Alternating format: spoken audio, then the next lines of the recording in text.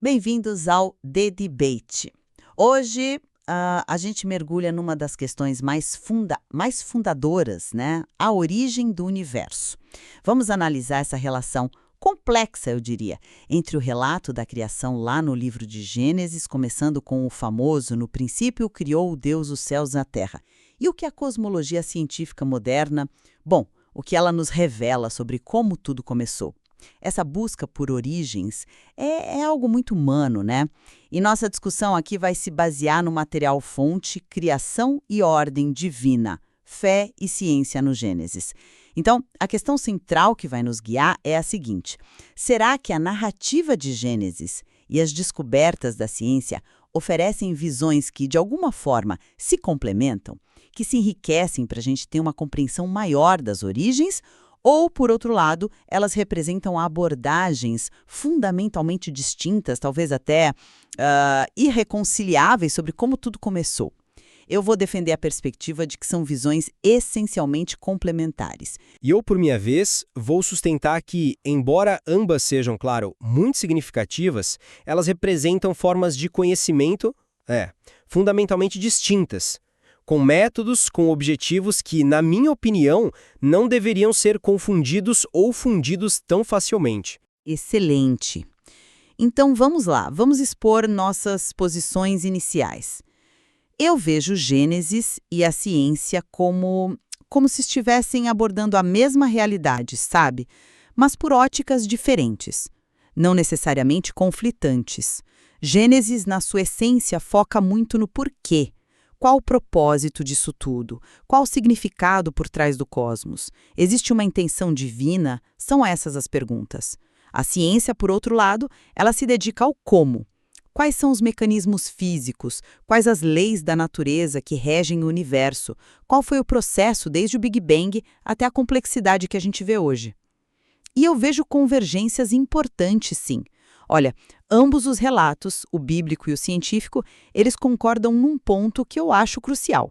Houve um início, um princípio absoluto, o momento a partir do qual o tempo e o espaço como a gente conhece passaram a existir. A expressão "no princípio", lá de Gênesis, para mim, ressoa muito com a ideia da singularidade inicial que a cosmologia propõe. Quanto à sequência da criação em Gênesis, luz, firmamento, separação das águas, a vida. A chave para mim é interpretar isso não como um manual científico literal, sabe? Mas pelo seu profundo significado simbólico teológico. O que Gênesis descreve é a ação intencional de Deus trazendo ordem ao caos. Lembra, a terra era sem forma e vazia, culminando na criação da humanidade à sua imagem. Essa progressão ordenada, ela reflete uma verdade profunda. O universo tem uma ordem intrínseca, ele é regido por leis constantes, e é justamente essa ordem que a ciência investiga e desvenda. Além disso, tem o fenômeno do ajuste fino. Sim, vamos chegar lá. Exato. O fato de que as constantes físicas do universo parecem calibradas com uma precisão assim espantosa para permitir a vida, isso pode ser visto numa perspectiva de fé como uma pista, sabe? Talvez uma assinatura de um criador intencional. A ciência descreve essa calibração, mas o porquê disso, continua um mistério que a fé talvez possa iluminar. Como talvez Einstein tenha sugerido, né? A ciência sem religião é manca, a religião sem ciência é cega, indicando que uma visão mais completa pode surgir dessa interação. Olha, eu aprecio a busca por harmonia, de verdade. Mas eu vejo a questão de uma forma bem diferente. Para mim, Gênesis e a ciência operam em domínios epistêmicos, vamos colocar assim, distintos, com métodos e objetivos que são, na raiz, incompatíveis por uma fusão direta. A ciência ela avança como? Através da observação, da experimentação, da formulação de hipóteses que possam ser testadas, que possam ser falseadas sobre o mundo natural. Ela busca explicações baseadas em quê? Em causas naturais descritas por leis matemáticas e mecanismos físicos. O como é o foco dela. Gênesis, por sua vez, é um texto teológico. É fruto de revelação, de fé. Ele afirma a ação de um agente sobrenatural, Deus. O propósito dele não é fornecer uma cosmologia cientificamente precisa nos moldes que a gente entende hoje. Era comunicar verdades teológicas sobre a natureza de Deus, a condição humana, o propósito da criação. Tudo isso dentro de um contexto histórico, cultural, muito específico, lá do Antigo Oriente Próximo. Certo. Eu tenho minhas reservas quanto a essa coisa de reinterpretar Gênesis alegoricamente só para fazer ele concordar com a ciência atual. Embora a leitura simbólica seja legítima, teologicamente e antiga até, usar ela como ferramenta principal para harmonizar me parece um pouco anacrônico, sabe? Pode distorcer o que o texto significava para os seus autores, para os primeiros ouvintes, que viviam num mundo conceitual muito diferente do nosso. E, além disso, as discrepâncias factuais, elas não são pequenas. Gênesis descreve a criação da luz no dia 1 e da vegetação no dia 3, antes da criação do Sol, da Lua, das estrelas lá no dia 4. A ciência estabelece, assim, inequivocamente, que a luz das estrelas, incluindo o nosso Sol, é necessária para a fotossíntese das plantas terrestres e, bom, precede o surgimento delas. Essas diferenças elas vão além de um mero foco distinto. Elas apontam para lógicas descritivas e para cronologias que são incompatíveis. Mas essa incompatibilidade não seria só no nível literal? Pode ser, mas aí voltamos à questão da reinterpretação. E sobre o ajuste fino que você mencionou.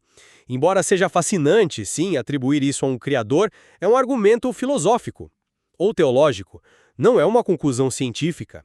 Existem explicações alternativas sendo exploradas dentro da ciência, como o princípio antrópico, a ideia de que, bom, se o universo não fosse ajustado para a vida, a gente simplesmente não estaria aqui para observar esse ajuste. Isso cria um viés de seleção óbvio. Ou então a hipótese do multiverso, que postula a existência de muitos universos com leis físicas diferentes. O nosso seria só um, talvez entre infinitos, onde as condições por acaso permitiram a vida. Então, me parece mais rigoroso, mais produtivo, manter essa distinção clara entre os domínios, a ciência descrevendo como natural e Gênesis oferecendo um porquê teológico, sem forçar uma convergência que pode comprometer a integridade de ambos os lados. Sua preocupação com a integridade metodológica é válida, claro. Mas será que essa distinção implica necessariamente uma separação total, intransponível, ou mesmo uma incompatibilidade radical? Vamos aprofundar um pouco aquele primeiro ponto que nós dois mencionamos, a natureza do princípio. Gênesis 1:1 diz, no princípio criou Deus. A cosmologia fala do Big Bang. Eu argumento que apesar das linguagens serem diferentes, os métodos também, ambos apontam para algo fundamental. O universo teve um começo absoluto. Ele não é eterno no passado. A ideia de criação ex nihilo, né? A partir do nada, ou melhor, a partir de algo que não é o universo físico como a gente conhece. Isso parece ecoar nas duas narrativas. O comando divino haja luz, que rompe aquelas trevas iniciais, não poderia ser visto como uma metáfora poderosa para aquele evento explosivo, luminoso, que a ciência descreve como a origem do nosso cosmos? Ambos sugerem que o universo não é autoexistente, apontam para uma causa primeira, seja ela pessoal ou impessoal. Mesmo sendo categorias diferentes, elas não poderiam estar descrevendo, facetas diferentes de uma mesma origem última? Eu entendo a atração dessa analogia, de verdade, mas eu considero ela mais poética do que substantiva em termos de uma convergência explicativa real. A semelhança me parece superficial e pode até enganar um pouco. O Big Bang, como a ciência o entende hoje, é um evento físico. É a expansão do espaço-tempo a partir de um estado inicial de densidade e temperatura extremas, governado por leis físicas que a gente pode modelar matematicamente e cujas consequências, como a radiação cósmica de fundo, a abundância dos elementos leves, a gente pode observar. É um processo natural, impessoal, ainda que seja espantoso na sua escala, nas suas implicações. Gênesis, por outro lado, descreve um ato deliberado, consciente, intencional de uma entidade sobrenatural, Deus. É uma explicação que se baseia no volitivo, no pessoal, no transcendente. São categorias explicativas realmente distintas. Uma descreve um mecanismo físico, investigável até certo ponto, claro. A outra narra uma ação divina que está, por definição, fora do alcance do método científico, que se limita a buscar causas naturais. Tentar fundir um comando divino com uma expansão física não é como tentar misturar óleo e água. Não corremos o risco de, sei lá, antropomorfizar o Big Bang ou de reduzir o ato criador de Deus a um mero gatilho físico? Talvez não seja uma fusão, mas um reconhecimento de que diferentes níveis de explicação podem coexistir, sabe? E isso nos conecta ao segundo ponto, a questão da ordem na criação. Você apontou corretamente as discrepâncias na sequência de Gênesis versus a cronologia científica, como a luz antes do Sol. Mas eu insisto que a ordem em Gênesis não tem a pretensão de ser científica, mas sim teológica, estrutural. O autor sagrado usa uma estrutura literária aos 6 dias, por exemplo, para comunicar verdades sobre Deus e a criação. O foco está na progressão intencional.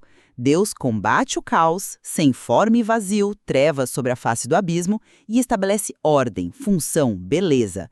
A sequência demonstra o método divino de separar, nomear, abençoar, culminando na humanidade como representante de Deus na Terra e naquela declaração final de que tudo era muito bom. A convergência que eu proponho não está na correspondência exata da sequência, mas no princípio fundamental de que o universo é ordenado, ele é inteligível, não é um produto do acaso caótico. Gênesis atribui essa ordem a um propósito divino. A ciência descreve essa ordem através das leis físicas.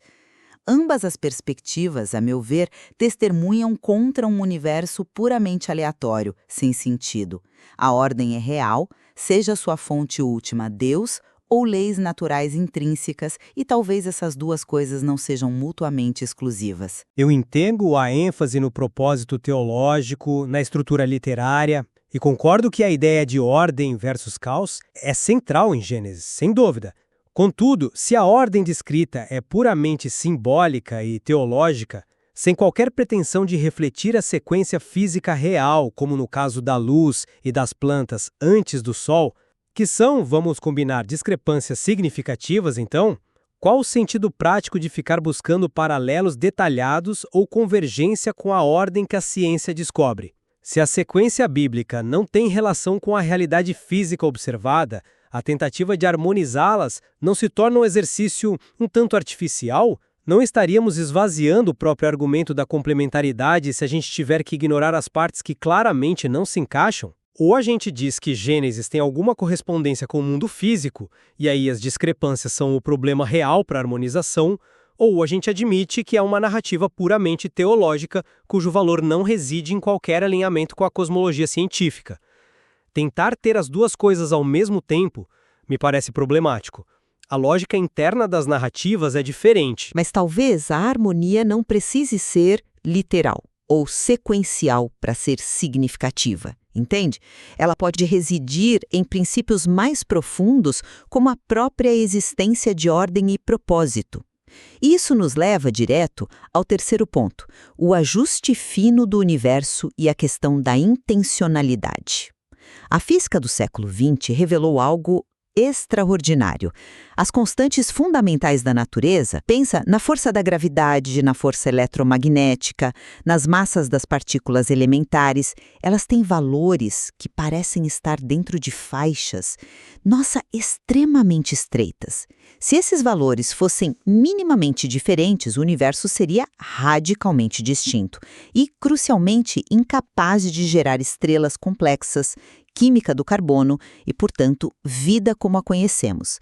A ciência descreve essa precisão, esse ajuste, mas ela luta para explicar por que as constantes têm exatamente esses valores e não outros. É aqui que a perspectiva da fé informada por Gênesis pode oferecer uma resposta. Para muitos, esse ajuste fino é uma indicação forte de design de propósito. Seria tal assinatura de um criador que intencionalmente preparou o universo para a vida, refletindo a sabedoria e a bondade que Gênesis atribui a Deus e viu Deus que era bom. A ciência nos mostra a complexidade quase inacreditável da fechadura cósmica. A fé sugere que talvez haja uma chave mestra. Você não vê um peso significativo nesse argumento? Eu reconheço sim que o argumento do ajuste fino é talvez o mais forte que conecta a física moderna a questões potencialmente teológicas. É de fato intrigante.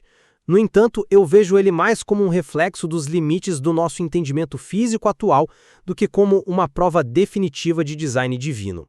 É perigoso basear a teologia no que a ciência ainda não explica, é o famoso Deus das lacunas, né? Futuras descobertas, talvez uma teoria de tudo, que unifique as forças fundamentais, podem revelar que esses valores das constantes são, na verdade, inevitáveis ou derivados de princípios mais básicos, e não arbitrariamente ajustados. Além disso, como eu mencionei antes, existem alternativas sendo consideradas no campo científico. O princípio antrópico, na sua forma fraca, é quase uma tautologia. A gente observa o universo como ele é, porque se ele fosse diferente de forma a impedir nossa existência, nós não estaríamos aqui para observá-lo. Nossa resistência funciona como um filtro de seleção nos tipos de universo que a gente pode perceber. Já a hipótese do multiverso, bom, embora seja altamente especulativa e talvez não testável empiricamente da forma usual, ela propõe que o nosso universo ajustado é apenas um entre um vasto, talvez infinito conjunto de universos com diferentes leis e constantes. Nesse cenário, não seria surpreendente que, por puro acaso estatístico, pelo menos um universo como o nosso surgisse. Portanto, inferir um designer a partir do ajuste fino continua sendo um salto interpretativo. É uma escolha filosófica ou teológica, não uma conclusão forçada pela ciência. A ciência, por sua metodologia, ela continua buscando explicações dentro do quadro natural, mesmo que essas explicações hoje sejam incompletas ou especulativas. Mas e quanto às alternativas científicas que você mencionou, como o multiverso? Elas não estão também no limite do testável, beirando o metafísico? Sim, algumas hipóteses como o multiverso estão nos limites da física atual. Concordo. Mas a diferença crucial para mim é que elas surgem de dentro do formalismo matemático e das tentativas de estender teorias físicas existentes, como a teoria das cordas ou a inflação cósmica. E ainda existe uma esperança, mesmo que remota, de encontrar evidências indiretas. A hipótese de um designer sobrenatural, por outro lado, parece vir totalmente de fora do método científico. É uma categoria diferente de explicação. Entendo a cautela em relação ao Deus das lacunas e a busca por explicações naturais. Mas limitar toda a realidade ao que é acessível pelo método científico não seria também uma forma de reducionismo filosófico? E isso nos conduz ao nosso último ponto de debate, a relação entre propósito e processo, o porquê versus o como. Eu defendo que essas perguntas não são mutuamente exclusivas, mas sim complementares para uma compreensão mais rica da existência. A ciência descreve com um sucesso enorme o processo físico de evolução cósmica biológica, o como tudo aconteceu e funciona. Gênesis e a tradição de fé que ele inaugura se preocupa com as questões de propósito último, de significado, de valor, o porquê por trás disso tudo, encapsulado na visão de que a criação não é apenas um fato bruto, mas algo intrinsecamente bom aos olhos do Criador e que a humanidade tem um papel especial nela. Sentido pode ser mais completa. A ciência nos dá poder, entendimento sobre o mundo. A fé, informada por narrativas como Gênesis, pode nos dar um senso de orientação, propósito, valor nesse mundo. Elas não precisariam se anular, poderiam iluminar dimensões diferentes da nossa complexa realidade. Eu reconheço plenamente a importância existencial das questões de propósito e significado para nós seres humanos. São buscas essenciais, sem dúvida. No entanto, eu insisto que, para a clareza intelectual e para o progresso do conhecimento científico, a distinção metodológica é crucial. A força e o sucesso da ciência derivam precisamente desse foco metodológico no natural, no observável, no testável, operando com o que a gente chama de naturalismo metodológico, ou seja, buscando explicações naturais sem pressupor ou investigar diretamente propósitos últimos ou agentes sobrenaturais, independentemente das crenças pessoais do cientista. Introduzir o porquê teológico diretamente na prática ou na explicação científica corre o risco de confundir as coisas, talvez levando a uma ciência teísta que poderia comprometer a objetividade, a falseabilidade que caracterizam o empreendimento científico. É mais rigoroso, a meu ver, reconhecer que temos diferentes magistérios ou formas de conhecimento, o científico, o filosófico, o teológico, o artístico, cada um com sua esfera de validade, seus métodos próprios, suas perguntas características. Eles podem e devem dialogar, claro, podem se informar mutuamente na vida das pessoas, das culturas, mas uma fusão direta ou uma tentativa de fazer um validar o outro pode levar a uma ciência menos rigorosa ou a uma teologia que se distorce para se encaixar em critérios que não são os seus.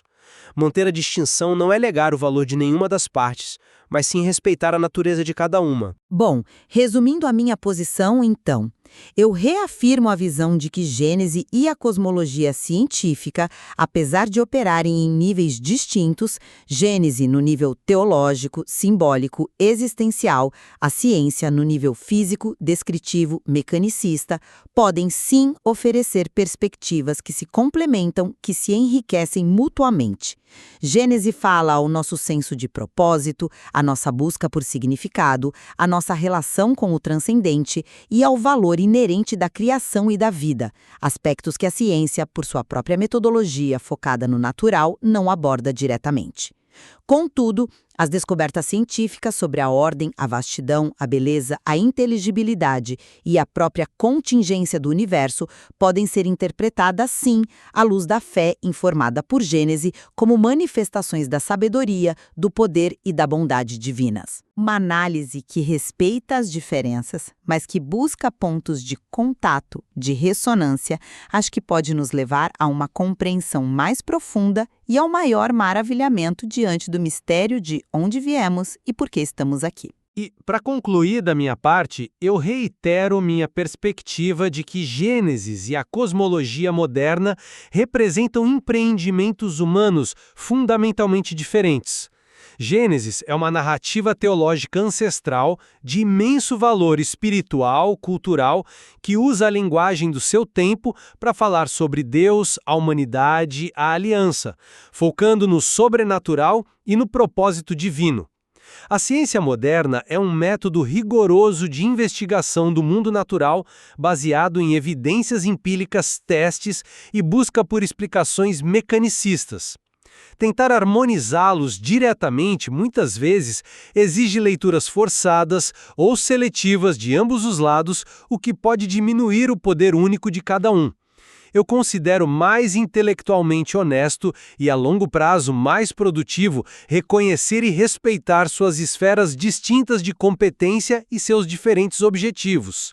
Apreciar o que cada um oferece em seu próprio domínio sem exigir que um se conforme aos critérios do outro, me parece ser o caminho mais frutífero. A existência dessas múltiplas lentes para olhar a realidade é, em si, um testemunho da complexidade da questão das origens e da nossa própria busca por entendimento. De fato, a questão das origens continua sendo um dos grandes motores da curiosidade humana, né? Tocando tanto a nossa razão quanto o nosso espírito.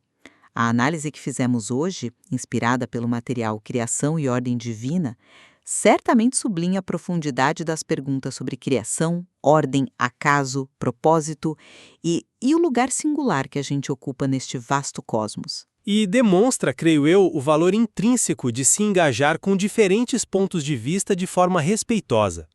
A tensão intelectual que é gerada por perspectivas divergentes, quando bem conduzida, pode nos forçar a refinar nossos próprios argumentos e a aprofundar nossa compreensão do problema, mesmo que a gente não chegue a um consenso final. Há, sem dúvida, muito mais a se ponderar e explorar a partir das ideias e do material que a gente discutiu aqui.